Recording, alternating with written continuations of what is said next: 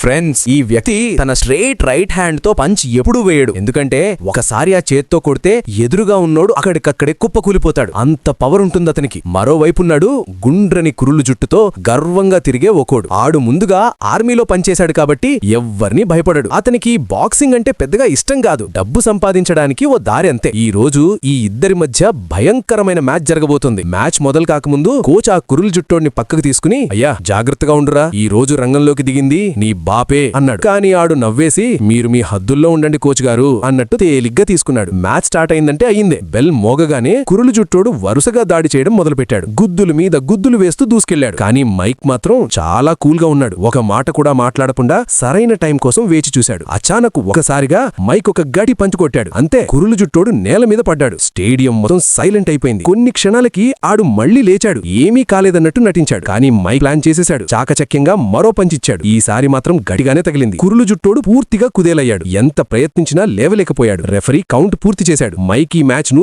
చాలా ఈజీగా గెలిచేశాడు. కొంతసేపటికి కోచ్ ఆ కురులు జుట్టోడికి కొంత డబ్బిచ్చి, ఇక్కడి నుంచి వెళ్లిపోరా అన్నాడు. అవమానంతో తలదించుకుని బయటికి వెళుతుండగా మైక్ అతన్ని ఆపి, రా భాయ్, కలిసి భోజనం చేద్దాం అన్నాడు. ఆడు ఒకసారిగా ఆశ్చర్యపోయాడు. కానీ వెంటనే ఒప్పుకున్నాడు. ఇద్దరు కలిసి బయటికి నడిచారు. మ్యాచ్ లో ఓడిపోయినా జీవితంలో గెలవడానికి ఇంకా అవకాశం ఉందని అప్పుడు అతనికి అర్థమైంది.